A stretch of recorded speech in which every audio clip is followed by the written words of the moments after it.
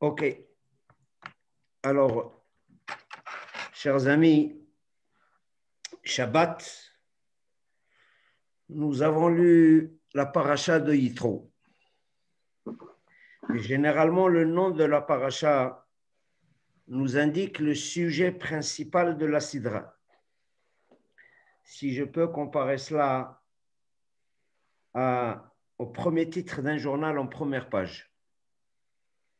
Le premier titre du journal en première page, c'est l'événement du jour. Et généralement, le nom de la Sidra indique le sujet principal. Cette semaine, le choix du titre, ou la semaine dernière, ce que nous avons lu Shabbat dernier, le choix du titre ne devrait en principe poser aucun problème, puisque notre paracha nous relate l'événement central de notre histoire, celui à partir duquel l'identité juive va prendre naissance. C'est ce qu'on appelle le don de la Torah, Matan Torah. C'est le décalogue. Il s'agit des 10 commandements. C'est Dieu qui s'adresse pour la première fois à toute l'humanité. Avec cette paracha, nous quittons le monde des grands principes de la morale juive pour aborder la réalité pratique du judaïsme. Donc, en principe, les 10 commandements, c'est l'événement central de l'histoire depuis la création du monde.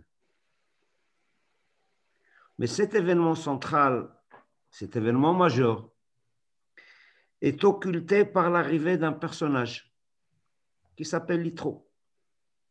Si bien que la Sidra prend le nom de Yitro. On ne l'appelle pas Parashat Har Sinai, parce que les 10 commandements étaient octroyés sur le mont Sinaï. On ne l'appelle pas Parashat Matan Torah, ou bien Parashat de Aseret Adibrot des 10 commandements. Et la question qu'on se pose, pourquoi? Que se passe-t-il?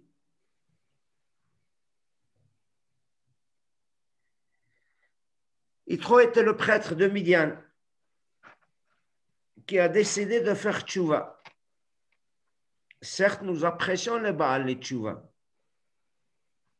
mais leur décerner le titre de toute une paracha qui porte leur nom, je crois que c'est un peu trop. Surtout que le premier tiers de la paracha est consacré à son arrivée, à la rencontre qu'il a avec Moshe Rabbeinu, avec Aaron HaKohen, à la fête qui a été organisée en l'honneur de Yitro.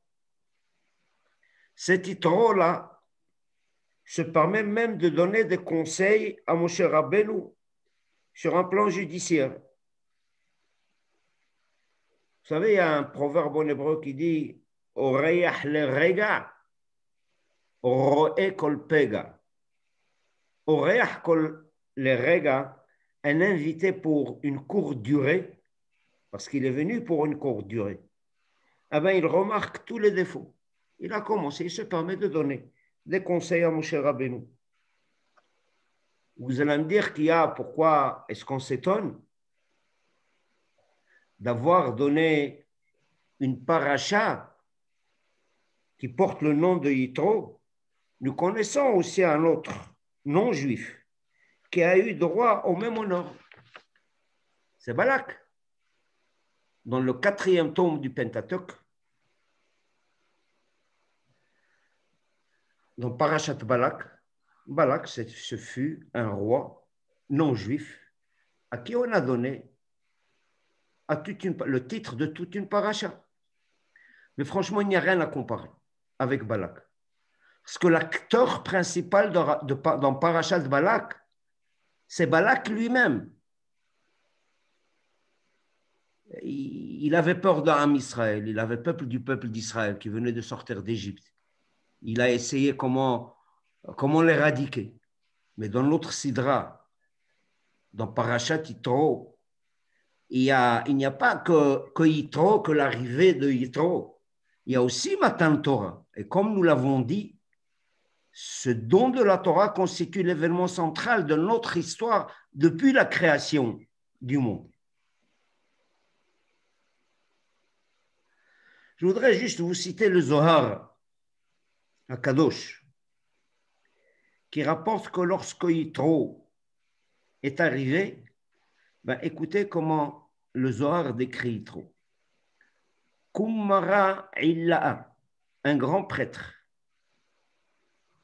Verav Reva, un prêtre important.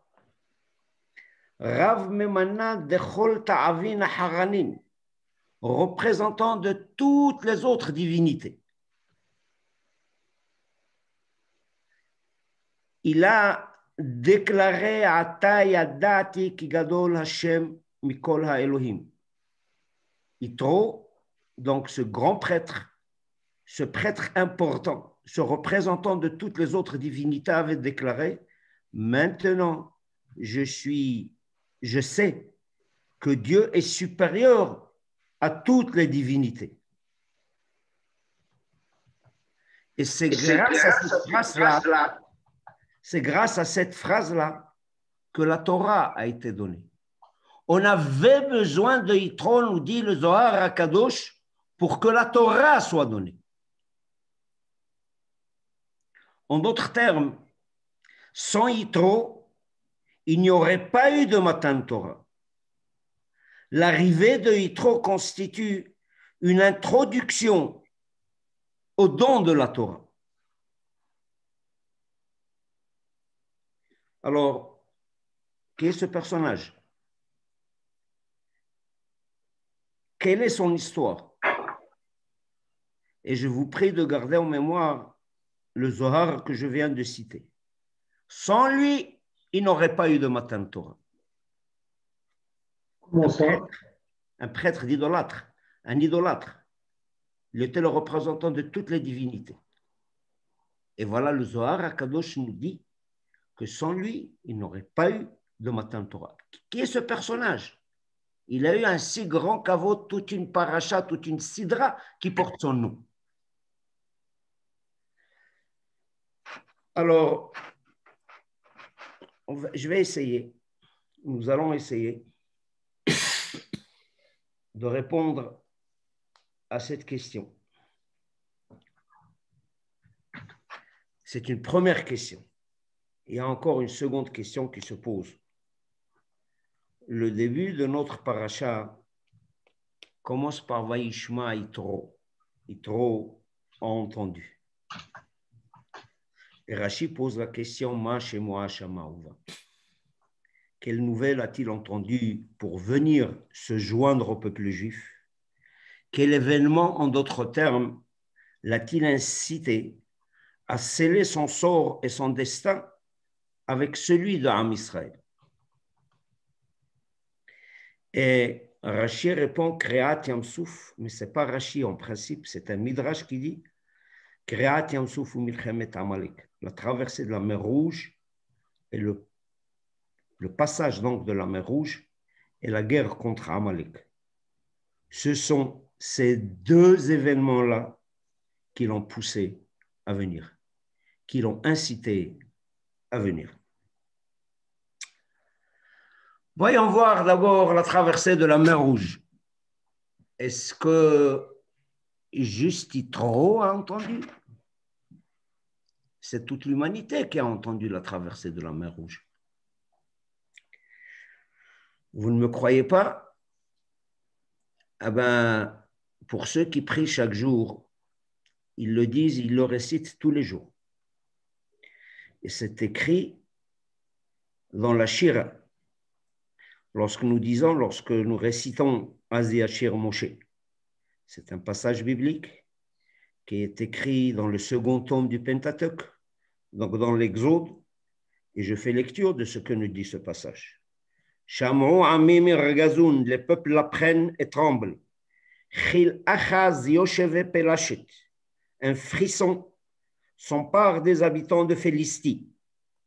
Az nivalu allufe Edom, alors s'effraient les princes d'Édom, se sont effrayés. Et les Moab, les vaillants de Moab, la terreur les saisit. Namogu kol yoshevei Canaan, tous les habitants de Canaan défaillent. Alors, Shamo Amim, tous les peuples ont entendu. Irgazoun, ils tremblent. Nous avons la Philistie, Édom, Moab, Canaan, tant de peuples et tant de populations qui ont entendu la traversée de la mer Rouge. Alors, qu'y a-t-il de nouveau avec ce Yitro? Beaucoup plus que cela. 40 ans plus tard, 40 ans après la traversée de la mer Rouge, Am Israël est déjà aux portes d'Eretz Israël.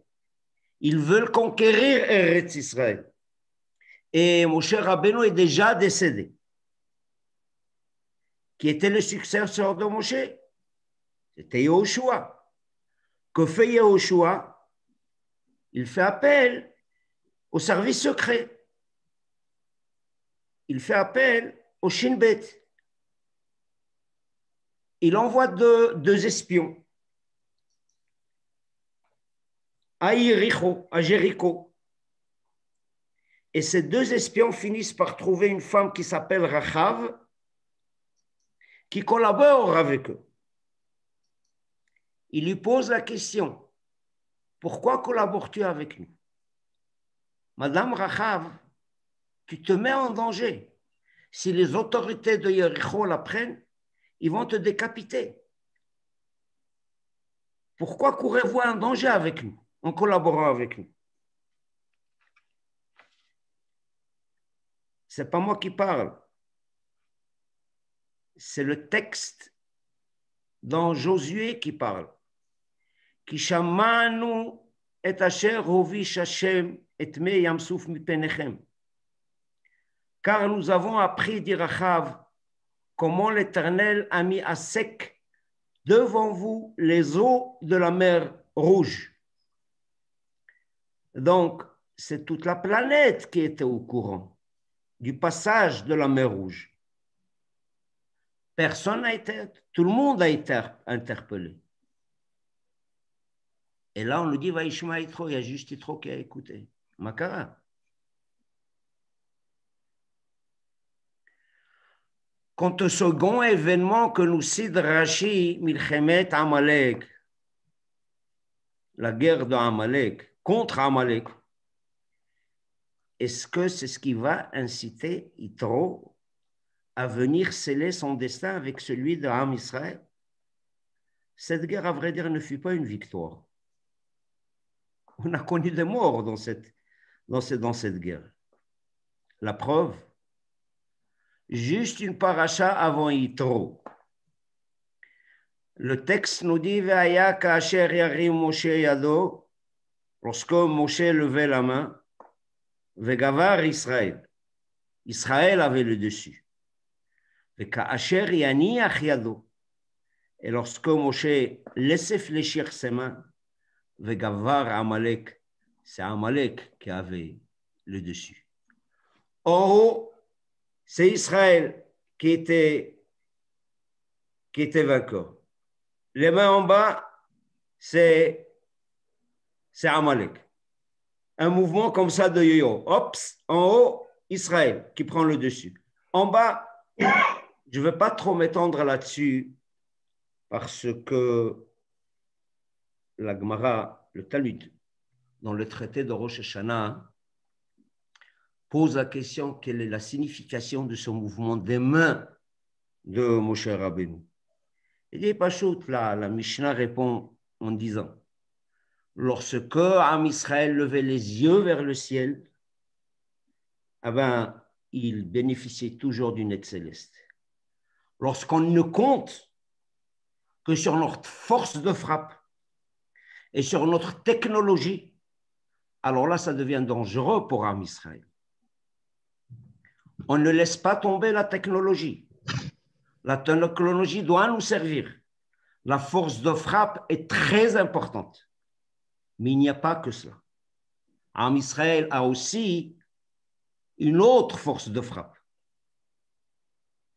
non moins importante que la force de frappe physique. C'est la tfila. Mais ce n'est pas le sujet principal de ce soir. Cette guerre ne fut pas une victoire miraculeuse.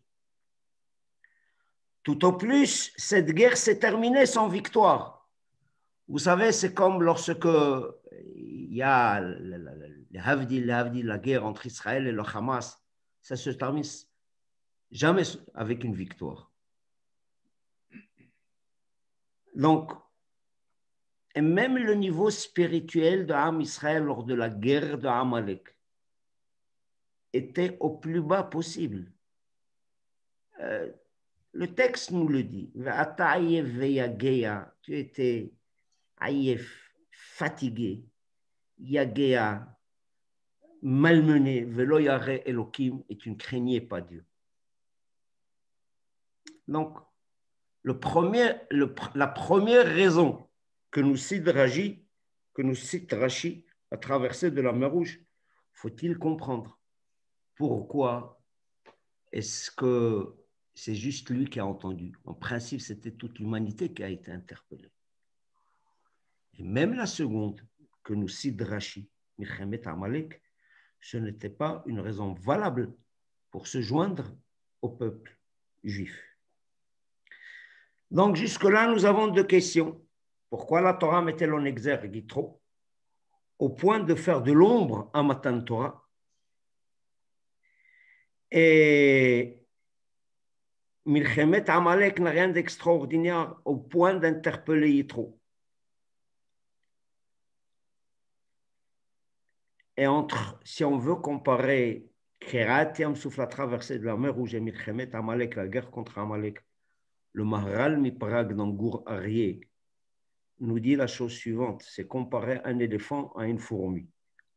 La traversée de la mer Rouge reste toujours la traversée de la mer Rouge.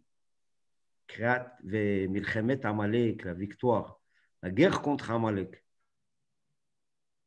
c'est quelque chose de minime par rapport à la traversée de la mer Rouge. Alors, on va essayer de mettre un peu d'ordre et répondre à toutes ces questions. Yitro, si vous vous posez la question, Yitro, qui était ce personnage? Yitro a une histoire particulière. Yitro avait connu toutes les religions et avait expérimenté tous les systèmes philosophiques. Un homme qui était toujours en quête de vérité. Et c'était un homme qui n'a jamais trahi ni ses valeurs, ni son idéologie. Et nous avons rencontré Yitro à 3 reprises. La première fois que nous l'avons rencontré était en tant que l'un des 3 conseillers de Pharaon. Les 2 autres conseillers, vous le connaissez tous, c'était Bil'am et Iyov. S'il était conseiller du roi Pharaon, c'est que tout à fait au début, c'était un homme politique. Et je vais vous dire dans quel cadre nous l'avons rencontré avec Pharaon. Lorsque Pharaon a remarqué la croissance exponentielle d'Am Israël, il a commencé à avoir peur. Il a convoqué tous ses ministres. Et il avait dit, Vayomer el Amo, il dit à son peuple, Ahava nitrakemalo, ils ont de ruse contre Am Israël, qui se multiplie de manière exponentielle. Penirve, de peur qu'ils ne s'accroissent encore. Vehaya kitikrena milchama, et lorsque survienne une guerre, il pourrait se joindre à nos ennemis et nous combattre. Le Midrash dit Vayomer el Amo, il dit à son peuple, il ne s'adresse pas directement à son peuple. il le dit, il s'est adressé à ses trois conseillers, à Iov, Job, Bilam et Yitro. Et le Midrash dit, Shlosha ayu be'ota ha'etza. Il y avait trois personnes qui ont essayé de trouver un conseil comment combattre, comment arrêter, comment freiner la croissance exponentielle de Am Israël. Bilam, Iov, Yitro.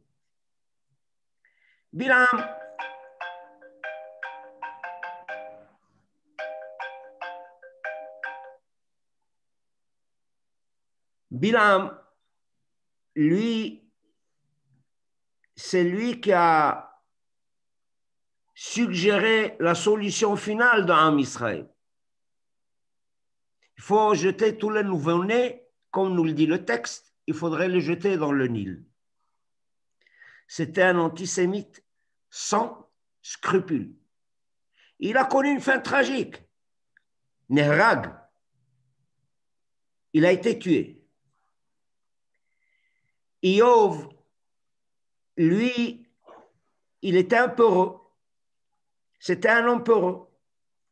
Il n'osait pas dire quoi que ce soit contre son patron, contre le roi Pharaon. Il ne peut pas s'opposer à la tyrannie de son patron. Shatak, il s'est tué. Lui aussi, sa fin n'était pas tellement heureuse. Ni don beisorim. Il a été jugé. Il a beaucoup souffert, Yitro. Par contre, Yitro, c'est un homme de vérité. Il a commencé à dire à Pharaon, n'essayons pas de chatouiller ce peuple. Nous avons déjà eu affaire avec lui. Et ça s'est mal terminé pour nous. Surtout pour vous, Sa Majesté. Rappelez-vous de leur arrière-grand-père Abraham Avinu. On a essayé de kidnapper son épouse parce qu'elle était trop belle. Elle a été kidnappée. Et vos arrière-grands-parents, Sa Majesté, l'ont payé très cher. On a essayé de refaire le même exercice avec son fils Yitzhak. On a kidnappé aussi Rivka. C'était le roi Avimelech qui l'avait kidnappé. Il l'a payé très cher. Donc, n'essayons pas de chatouiller ce peuple-là. Parce que finalement, ça se retournera contre nous. Ça a beaucoup déplu. Beaucoup déplu à Pharaon. Parce que c'était un homme de vérité. Il va avec sa vérité jusqu'à la fin, malgré les mauvaises conséquences. Eh bien, il s'est évadé. Zachou banav veyashvu belishkat agazit, nous dit le Midrash. Ses enfants, ses arrière-petits-enfants, ont eu le mérite de siéger dans l'Ishkat Agazit. C'était une chambre qui était réservée au Sanhedrin, à Yerushalayim. Donc, ses arrière-petits-enfants étaient des membres du Sanhedrin, Yitro. Ça, c'était le premier épisode. Nous avons rencontré Yitro. Tout d'abord, tout à fait au début, le début de sa carrière, c'était un homme politique, ce monsieur-là. Il était conseiller du roi Pharaon. Et on voyait que la vérité était pour lui une qualité première. Second épisode. Yitro, prêtre de Midian.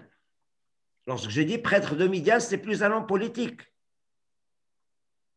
C'est un homme de théologie. Mais il n'était pas stable dans la théologie, trop. Je vais essayer d'expliquer cela. un certain moment, juste au début de Shemot, au début de l'Exode, du livre de l'Exode, les 7 filles de Yitro sont venues puiser de l'eau. Il est écrit, Vayavo haroim vaigareshum, les bergers survinrent et les chassèrent. Pourquoi les ont-ils chassés? Il s'agit quand même des filles de l'homme de théologie, du grand prêtre de Midian. Rashi explique à cause du bannissement auquel elles avaient été condamnées. Et je m'explique. D'homme politique, il shift vers la théologie. Il a connu toutes les religions par ce Yitro-là. Et je l'avais déjà dit. Il expérimente aussi tous les systèmes philosophiques, mais sans satisfaction. Vous savez, à un certain moment, lorsqu'il était encore à Midian, le grand prêtre de Midian, il était bouddhiste. Il passe à Hare Krishna. De Hare Krishna, il passe vers d'autres idolâtries. D'autres idolâtries, il passe vers le christianisme. Il saute d'un système religieux à un autre. C'est ce qui a fortement déplu aux habitants de Midian. C'est un homme instable. Mais lui, il était en quête de vérité. Il ne s'entend plus avec les gens de Midian. Une fois, il nous dit que c'est Bouddha la vérité. Une autre fois, c'est Hare Krishna. Une autre fois, c'est une autre idéologie. Une autre fois, c'est une 4e idéologie. Alors, ils l'ont banni.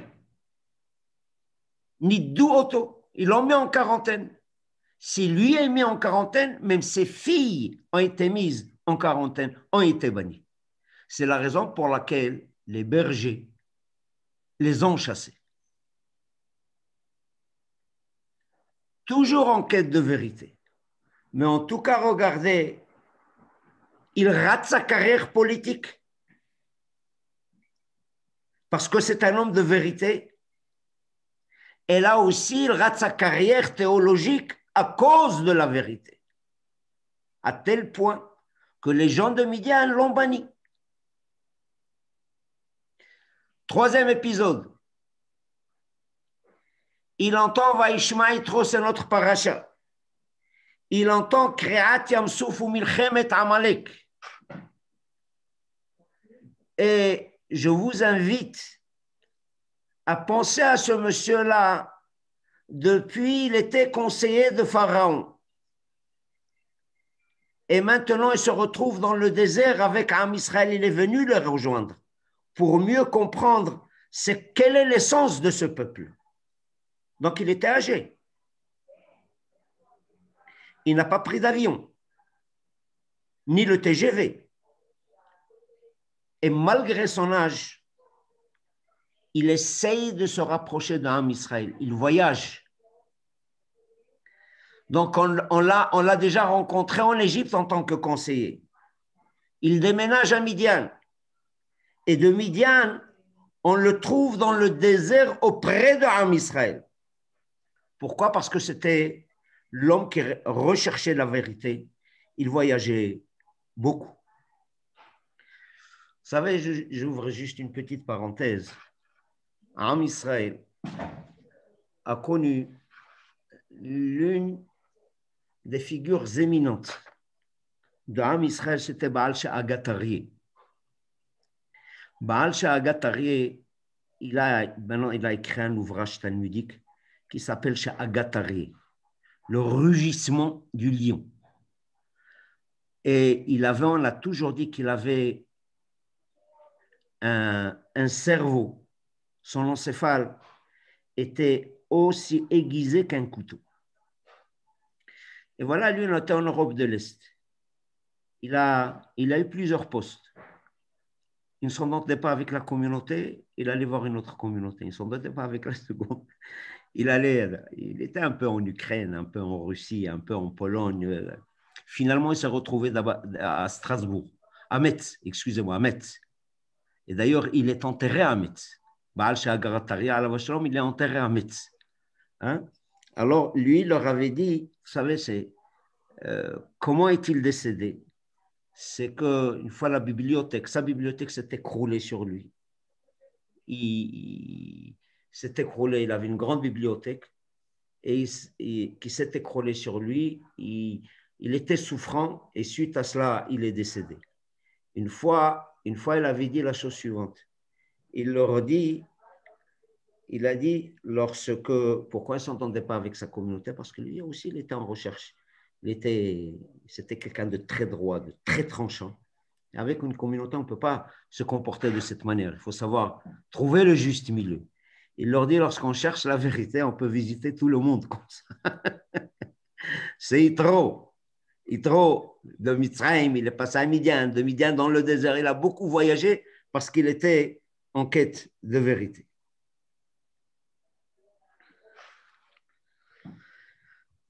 Donc, on le trouve dans le désert et on s'était posé la question, est-il venu au désert pour rencontrer Moshe Rabbeinu avant ou après Matan Torah? Selon l'ordre des parachiotes, selon la chronologie, il y avait eu la sortie d'Égypte.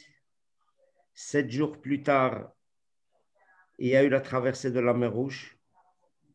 Quelques jours plus tard, il y a eu la guerre contre Amalek. Et le 50e jour, il y a eu Matan Torah.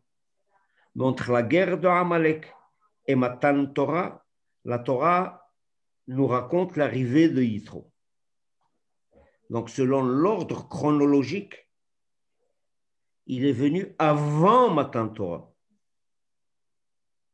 Bien entendu, encore une fois, si nous suivons l'ordre des parachiotes écrits dans la Torah, Yitro est arrivé avant Matan Torah. Et d'ailleurs, c'est selon l'un des avis talmudiques, et c'est aussi la position du Ramban de Nachmanide, qu'il est venu avant Matan Torah. Cependant, le Ibn Ezra démontre qu'il est arrivé après Matan Torah.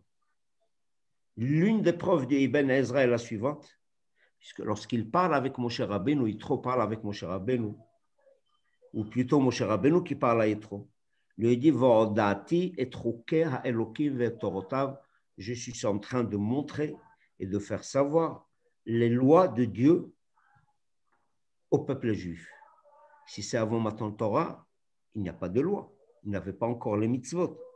C'est l'une des preuves du Ibn Ezra pour nous dire que voilà que Yitro est arrivé après Matan Torah.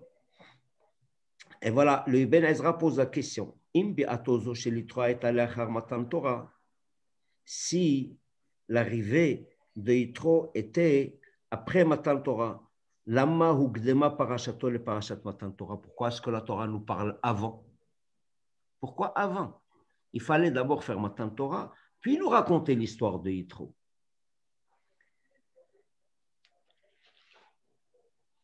Le Ibn Ezra répond de la manière suivante. La Torah a voulu juxtaposer 2 passages de non-juifs, un bon et un mauvais. Amalek qui s'est mal comporté à notre égard, la Torah nous enjoint de nous rappeler de sa méchanceté. Par contre, Yitro a été bienveillant à notre égard, alors c'est la raison pour laquelle la Torah a juxtaposé Amalek à Yitro, bien que Yitro soit arrivé après Matan Torah. C'est pour nous dire, tout simplement, dit le Ibn Ezra, même dans le monde non juif, hein, pas tout le monde est antisémite.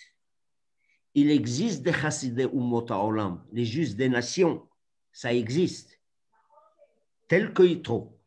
Il a été bienveillant à notre égard. Il a donné des conseils à Moshe Rabbeinu.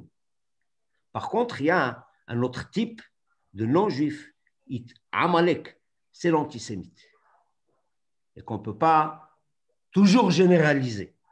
Il y a des bons et des mauvais. En tout cas, la paracha de Yitro est juste après Amalek. Pourquoi? Y a-t-il un rapport?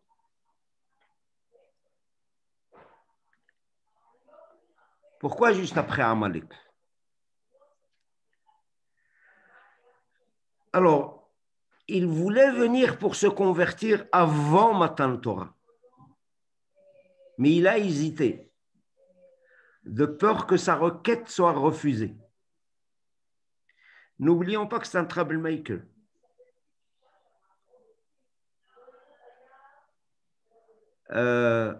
S'il vient avant Matan Torah,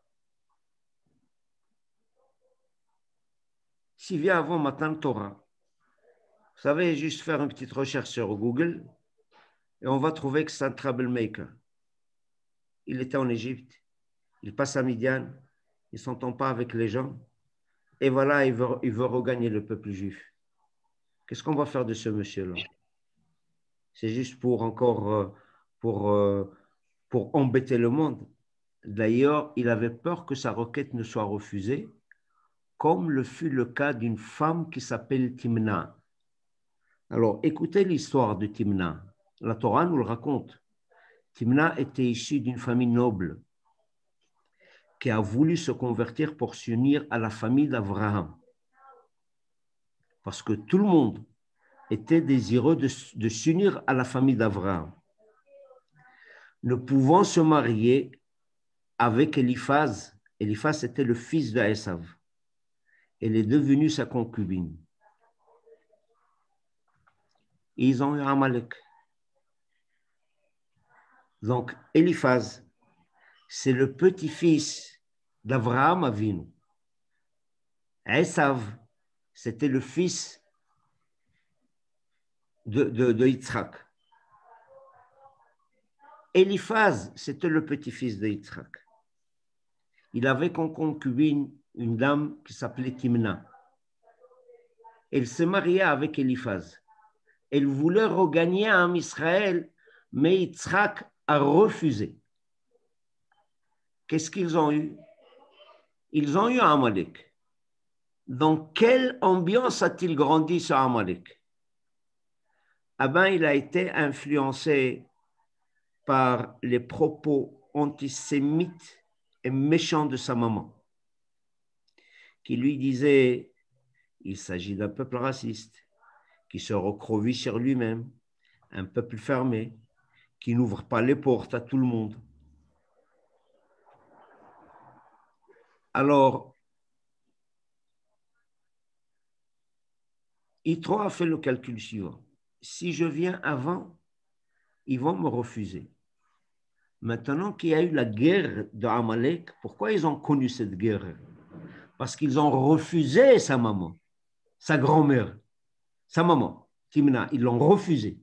Maintenant, ils vont apprendre que ça serait dommage qu'ils me refusent à moi. Après la guerre d'Amalek, Yitro s'est dit, quand Am Israël a tiré la conclusion de cette guerre, ne pas refuser le converti, ne pas fermer les portes de la conversion aux gens qui veulent se joindre au Klal Israël. D'ailleurs, il y a un Tosfot dans le traité de Ibamot qui dit la chose suivante, que nous n'avons pas le droit d'être des missionnaires, à encourager les gens à devenir juifs. Par contre, si le non-juif veut épouser la religion juive, c'est une mitzvah de l'accepter.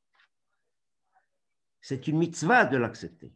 Cette Timna-là, cette Madame Timna, qui est la maman d'Amalek, si on ne l'avait pas refusé, on aurait ouvert nos portes, on aurait économisé une guerre.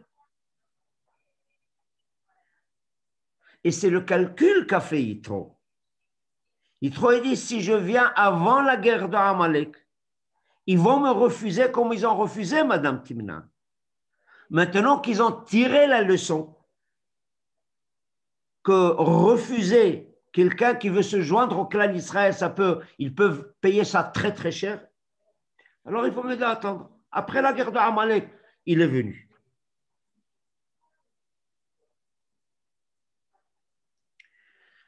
Je voudrais vous donner une autre réponse que j'ai entendue de Rav Lao, qui était le grand rabbin d'Israël. Yitro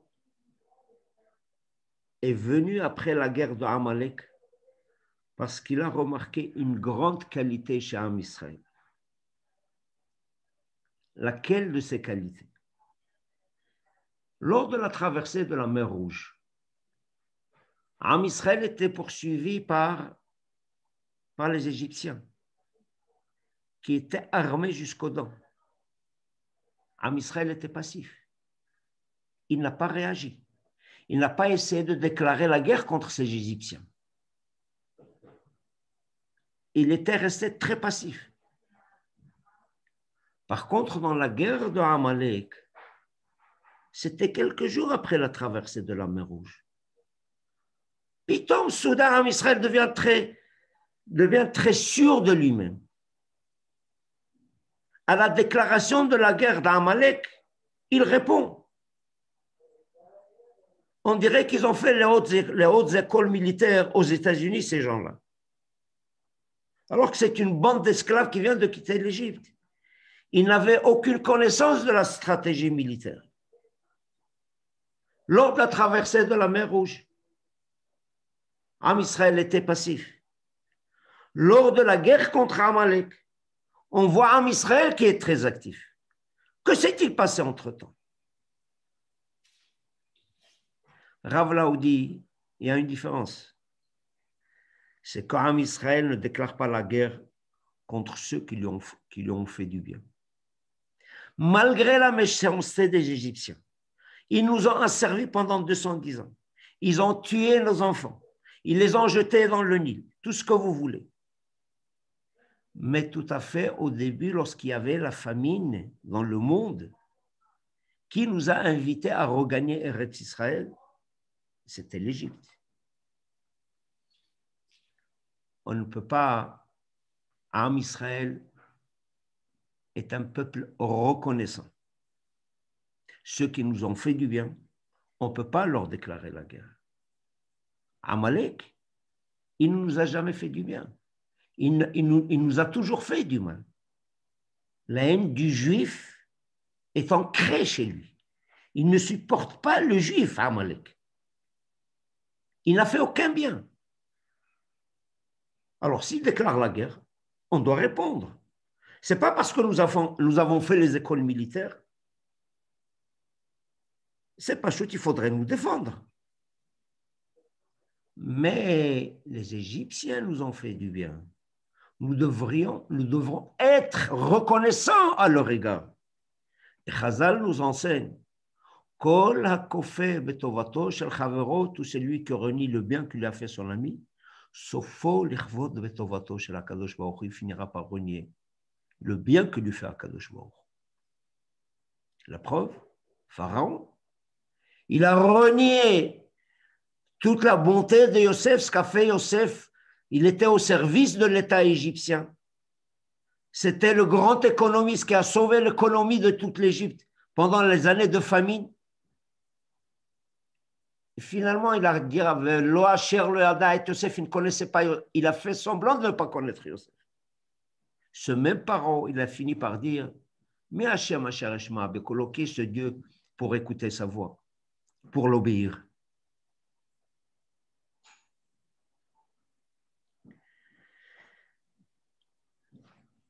Alors, Am Israël est un peuple reconnaissant. Et avec une telle qualité, Am Israël est un peuple de Dieu. C'est ce qui s'est dit Yitro. Ces deux événements lui ont montré la spiritualité de Am Israël. Donc, c'est Milchemet Amalek, c'est Kreat Yam Souf, la traversée de la mer Rouge, et Milchemet Amalek qui lui ont démontré la grandeur, le bon comportement d'Am Israël. C'est un peuple de reconnaissance. Alors, c'est ce qui l'a incité à venir.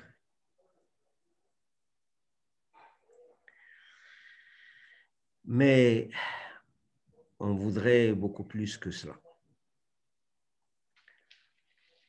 Yitro, n'oublions pas ce que le Zohar, ça ne répond pas encore, ça ne colle pas malgré cette explication, que les deux événements l'ont incité, nous venons de l'expliquer.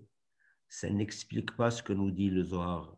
Sans Yitro, il n'y aurait jamais eu de Matan Torah. Comment répondre à cette question? La réponse est la suivante. C'est que Yitro a montré au peuple juif que l'homme peut changer, que l'humanité peut changer. Am Israël vient de sortir d'Égypte. Akadosh Baruch Hu lui propose Veyitem li am segula, vous serez pour moi un trésor parmi tous les peuples. Am Israël, à cette déclaration de Akadosh Baruch Hu, était abasourdi. Comment pouvons-nous nous lier à l'infini? Yitro leur dit, je viens de très loin, j'ai tout expérimenté, toutes les religions, tous les systèmes philosophiques, et j'arrive à la conclusion que Gadol Hashem Mikol HaElohim, Dieu est supérieur à toutes les autres divinités. L'on peut se lier à Dieu par un petit bout de parchemin. C'est quoi une mezouza? Une mezouza, c'est un parchemin. Quelle est la provenance de ce parchemin? C'est une peau de vache qui lie le monde supérieur au monde inférieur.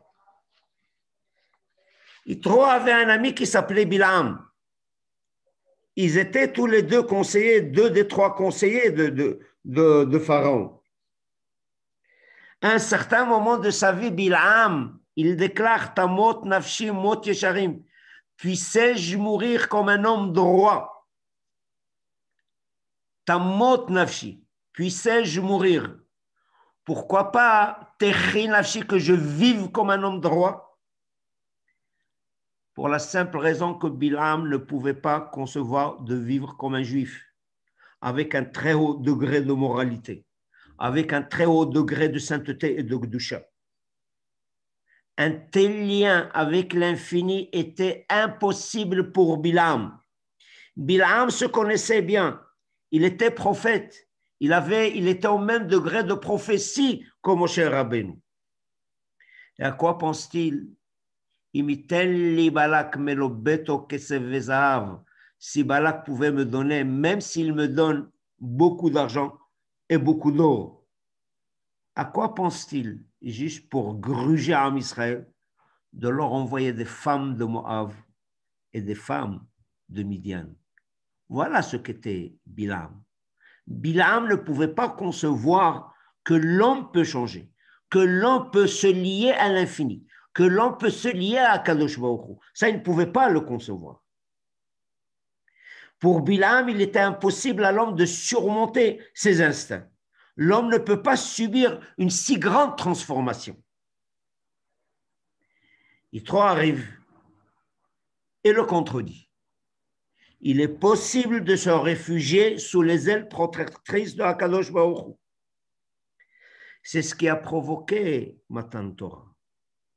C'est quoi la Torah? C'est le lien entre le monde supérieur et le monde inférieur.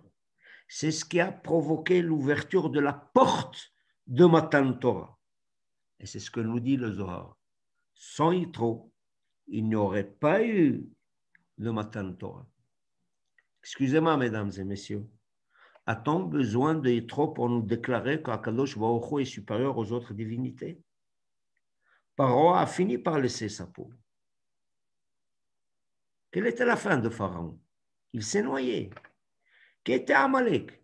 Amalek a été vaincu. Donc nous sommes le premier à dire et à conclure que Dieu est supérieur aux autres divinités. Avons besoin de quelqu'un d'étranger pour venir jusqu'au désert pour faire une telle déclaration? La réponse est la suivante. Ceux qui se sont opposés à Kadosh Baruch Hu ont été éradiqués, tels que Pharaon, tels que Amalek. Mais nous n'avons pas de preuve que la personne peut changer sans être éradiquée. Et Yitro en est la preuve. Le voyage de Yitro, la tchouva de Yitro, le repentir de Yitro, et son changement ont déclenché Matan Torah. Après la guerre contre Amalek, Am Israël s'est dit, les méchants resteront méchants, les antisémites resteront antisémites, le monde ne changera pas. Yitro est venu juste après la guerre d'Amalek pour encourager Am Israël. Yitro symbolise le changement. L'homme peut surmonter ses difficultés s'il a une bonne volonté. Et bien entendu, je ne voudrais pas user de votre temps. Comment peut-on changer? C'est pas à pas, peu à peu. Il ne faut pas sauter d'une extrémité à l'autre, mais chaque jour, essayer de s'améliorer. Donc, nous nous étions posé la question, qui était ce Yitro-là? Et pourquoi il a tout le grand honneur qu'une paracha porte son nom? Parce que sans lui, on n'y aurait jamais eu de Matan Torah. C'est lui qui nous a enseigné que l'homme peut changer, que l'homme peut se transformer, que l'homme peut vaincre ses instincts bestiaux, que l'homme peut atteindre un degré de sainteté, de Gdusha, un degré de moralité très très haut. Et c'est ce qui a permis à la Torah, c'est ce qui a permis à Kadosh Baruch Hu de donner la Torah. Voilà, mesdames et messieurs, pour ce soir. S'il y a des questions, bien entendu, je suis à votre disposition.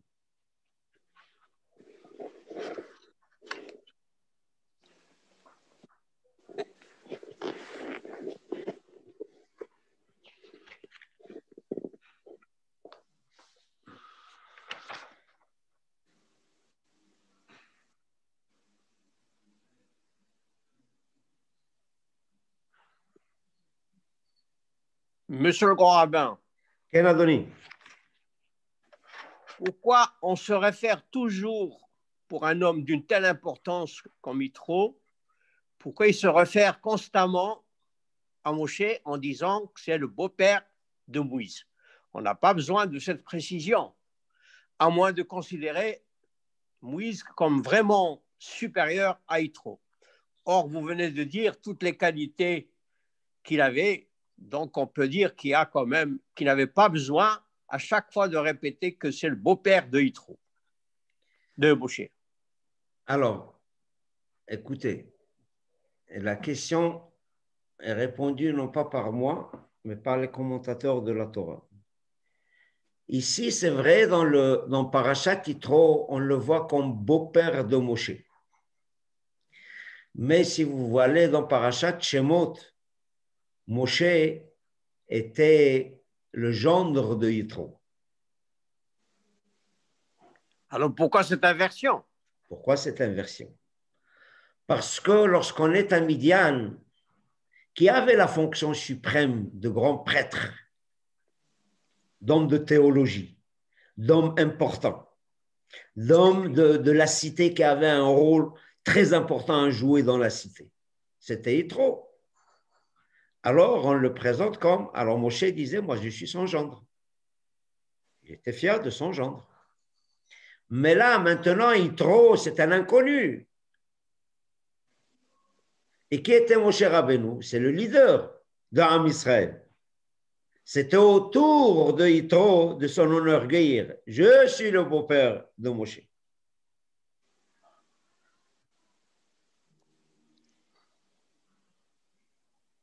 C'est bon. Moi, lorsque je vois tout le monde, je leur dis, voilà, je connais monsieur le professeur Ben Guigui, je suis fier. C'est gentil. Mais autre chose qui m'interpelle, on cite à peine, et d'ailleurs vous avez fait la même chose, on cite à peine les enfants de Moshe. On ne sait pas, on ne connaît pas tellement sur eux, il n'y a pas de biographie de leurs enfants. Qui? Donc les enfants de Moshe. Ah, les enfants de Moshe. Alors, juste, monsieur Ben Guigui, je voudrais juste saluer madame Marciano Raymond, madame Abigail, et Jérémy Elmaleh, Sophie et M. Bernin qui assistent à nos cours par le biais de l'Instagram. Merci beaucoup, mesdames et messieurs, et Brouchim Abayim. Maintenant, quant à votre question, M. Benguigui, les enfants de Moshe Rabbeinu, on n'entend pas beaucoup parler d'eux parce qu'on ne sait pas qui sont devenus. Paraît-il qu'il y a même un fils qui a été donné à Avodah Zarah. Oh là là. Pour l'idolâtrie. Il ne faut pas dire oh là là, il faut pas dire oh là là, c'est la beauté de la Torah, c'est la grandeur de la Torah. On acquiert la Torah. La Torah ne s'hérite pas. On ne peut pas avoir la Torah comme héritage. Ce n'est pas un bien qu'on transmet de père en fils. La Torah, si la personne ne va pas pour cette Torah ne va pas l'habiter. Ce n'est pas une science, la Torah. On a être beau, Moshe Rabbeinu. Ce n'est pas une assurance pour que ses enfants soient du même degré que lui ou bien dans la même ligne philosophique que lui. C'est souvent le cas parfois dans l'histoire. Les enfants d'Einstein, de Piaget, de Rousseau n'ont jamais été à la hauteur de leur père. La Torah n'est pas un héritage. On a vu des grands tzadikim engendrer des hérétiques et des hérétiques qui ont engendré de grands tzadikim. La Torah s'acquiert. La Torah, il faut travailler dur. Ça se mérite. Ça se mérite. Bon, on peut aussi dire que Moshe Rabbeinu ne s'est pas occupé beaucoup de ses enfants. Avec le travail qu'il avait à faire. Une seule fois, ils ont été cités, Michel, dans la Torah, leurs noms, ils disparaissent de la circulation. Ouais. D'ailleurs, les enfants d'Aaron à Cohen, ils ont été prêtres comme lui. Mais Moshe Rabbeinu, qui jouait le rôle de leader et de roi de Am Israël et Bisharon Melech, hein, eh ben lui, ses enfants ne l'ont pas hérité.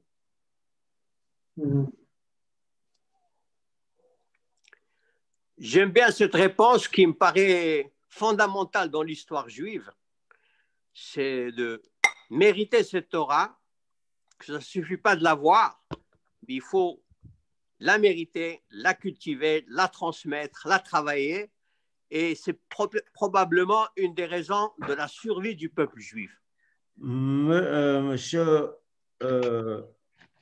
Benguigui, peut-être je vais vous raconter quelque chose qui va vous déplaire.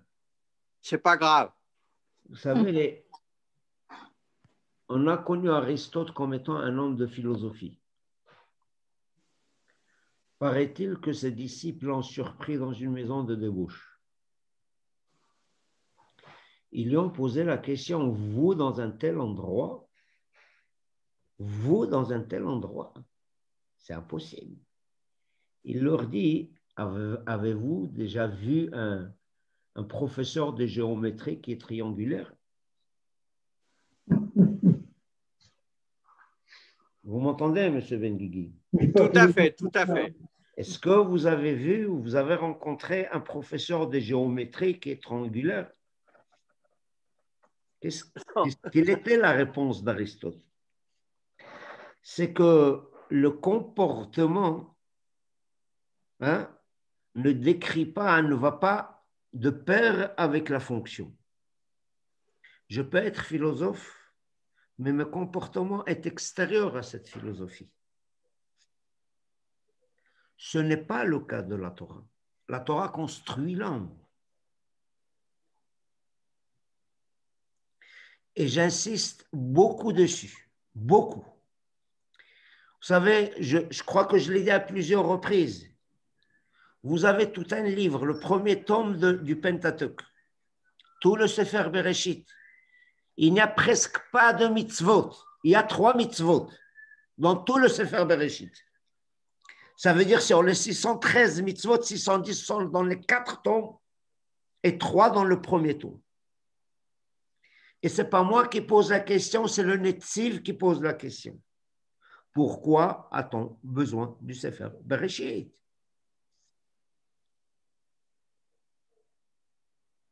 Et je crois que je l'ai dit au début de ce cours, on quitte le monde, enfin, je ne dis rien pour le moment. Pourquoi a-t-on besoin du Sefer? Quel est son rôle? Que veut-il m'enseigner ce livre-là de Sefer Bereshit? Nous savons que la Torah est un livre de commandements. Il n'y a pas de 3 commandements dans tout Sefer Bereshit, sur les 49 ou 50 chapitres que contient le Sefer Bereshit. Le Netziv, il démontre.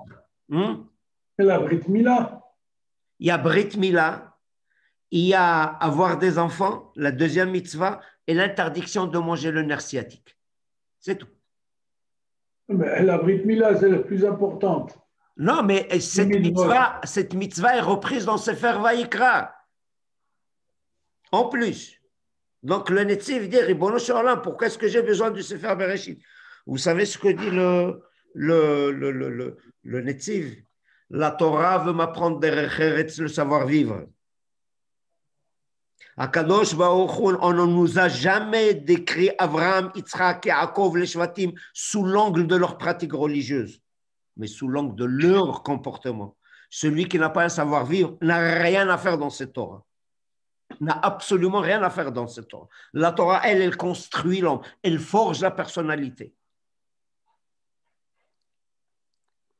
On dit parfois derech eretz kadma la Torah. C'est pas des fois, c'est ce que dit Kol HaKavod, M. Ben Guigui, c'est ce que dit le Netziv. La Torah veut m'apprendre derech eretz kadma la Torah. Avant de leur donner les 10 commandements, la Torah nous a appris le savoir-vivre. Derech eretz. D'ailleurs, c'est pour ça que j'ai dit tout à fait au début que nous quittons jusqu'à Sefer Bemidbar, jusqu'à Sefer Bemidbar, jusqu'à Sefer Parashat Bo, on quitte le monde de la morale juive pour la réalité pratique du judaïsme.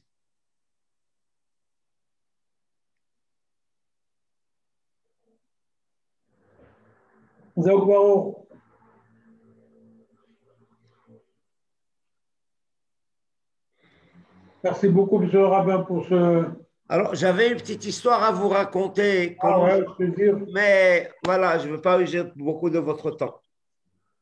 Racontez l'histoire. Hein? Racontez l'histoire. Alors, racontez l'histoire est la suivante. C'est qu'on raconte au sujet d'un rave qui recevait toujours les khatanim et les kalot. Juste avant la choupa. Il venait voir le rave. Et pourquoi? Pour avoir une bracha. Alors, comment c'était, je crois, c'était avec le rabbi de Lubavitch. C'était avec le rabbi de Lubavitch. Il avait ce minag. Quelques jours avant la choupa, le couple venait le voir. Donc, il n'était pas encore marié. Il venait le voir. On raconte qu'un couple est venu le voir pour avoir la bracha, pour, vous savez, de réussir dans le mariage, d'avoir de la parnassa, d'avoir du nachat des enfants, la santé, le relais. Il y avait un couple qui est venu le voir juste avant la choupa et ils lui remettent un petit papier dans lequel ils marquent leur requête. À un certain moment, lorsque la kala lui remet son petit mot, elle éclate en sanglots. Lorsque le rabbi lui demande « Qu'as-tu, ma fille ?»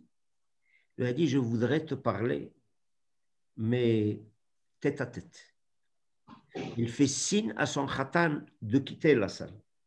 Alors imaginez-vous, quelques jours avant la choupa, c'est la kala qui dit à son khatan « Out, je voudrais parler avec le rabbi. » Bon, le khatan, il est bien éduqué, il a quitté la salle, il a attendu sagement. Elle a parlé avec le rabbi. Il lui a dit, pourquoi tu as éclaté en sanglots, ma fille? Il lui a dit, je voudrais annuler ce mariage. Il lui dit, pourquoi? Il lui dit, je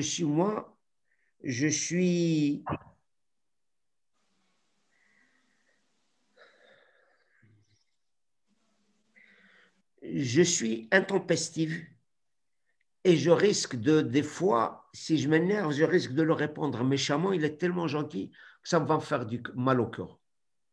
Donc, je voudrais annuler le mariage. Alors, le Rebbe lui dit, il faut un mariage ne s'annule pas. On n'annule pas un mariage. Tu dois te marier. Et voilà, la fille, elle s'est mariée. Vous savez, chez les Ashkenazim, juste après la choupa, hein, ils rentrent dans une pièce où ils s'isolent pendant quelques minutes. C'est ce qu'on appelle Cheder Ichud, où juste le Khatan et la Kala sont ensemble. C'est la première fois qu'ils se rencontrent, où il n'y a personne avec eux. Il lui dit, ma chérie, est-ce que tu te rappelles lorsque nous étions chez les Rebbe, tu m'as dit de sortir? Il lui a dit, oui, je me rappelle bien sûr. La Kala répond, oui. Il lui a dit, quelle était ta discussion avec le rabbi? Alors, la Kala lui dit la vérité. Moi, j'ai voulu renoncer à ce mariage. J'ai voulu annuler le mariage. Il lui dit, alors, qu'est-ce que tu fais là? Pourquoi est-ce que tu as accepté lorsque je t'ai dit, Areat Mekudeshetli? Il lui a dit, le Rebbe m'a expliqué. Je lui ai dit, alors, quelle était la raison? Il lui dit, voilà, la raison, c'est que comme je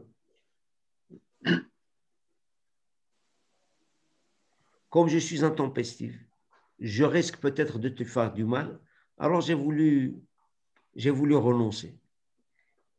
Et le Rebbe m'a dit qu'on ne peut pas annuler un mariage parce que le zivoug est du ciel, d'autant plus qu'on peut travailler sur la patience.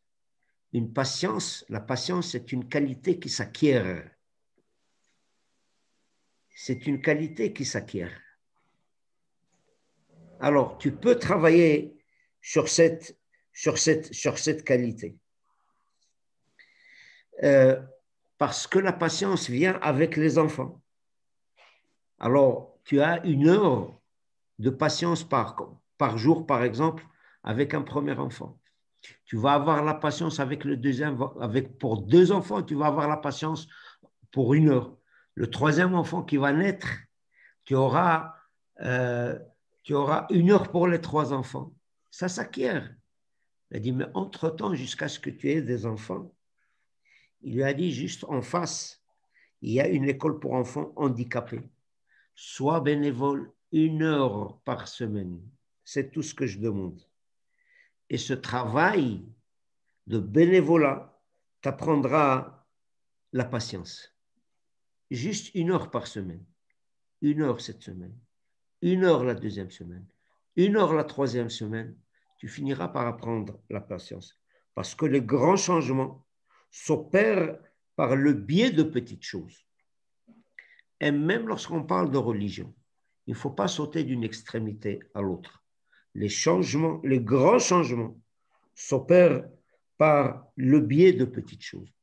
Aujourd'hui, un petit quart d'heure de Torah. Après 1 semaine, 2 semaines, 3 semaines, on va agrandir la dose à 1 demi-heure par semaine. Après, on passera à 1 heure par semaine. Après, ça sera 1 heure tous les 3 jours. Après, ça sera 1 heure tous les 2 jours et ça sera 1 heure tous les jours.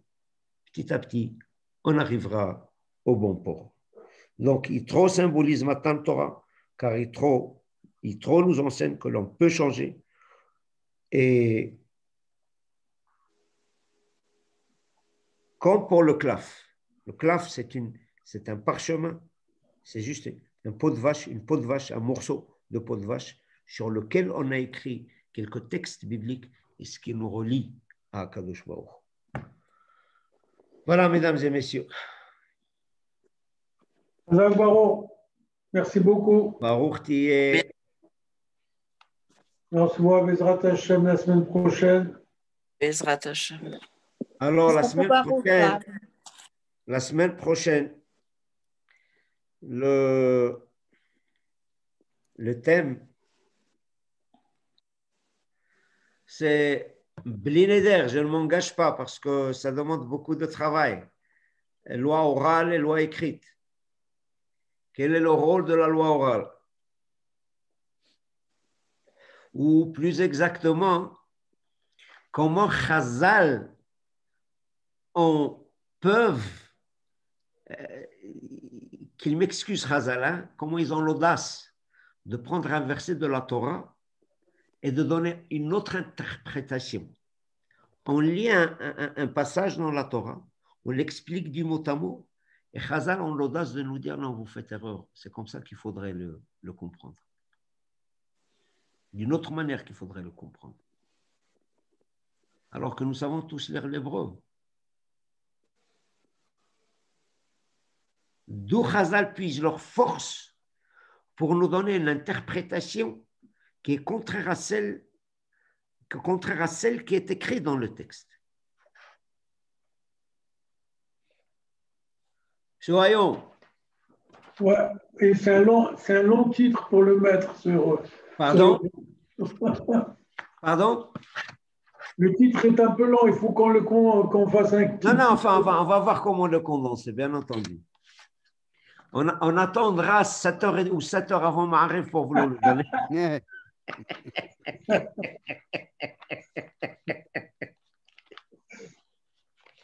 Bon. Vous voyez comment je vous attaque? Vous avez raison.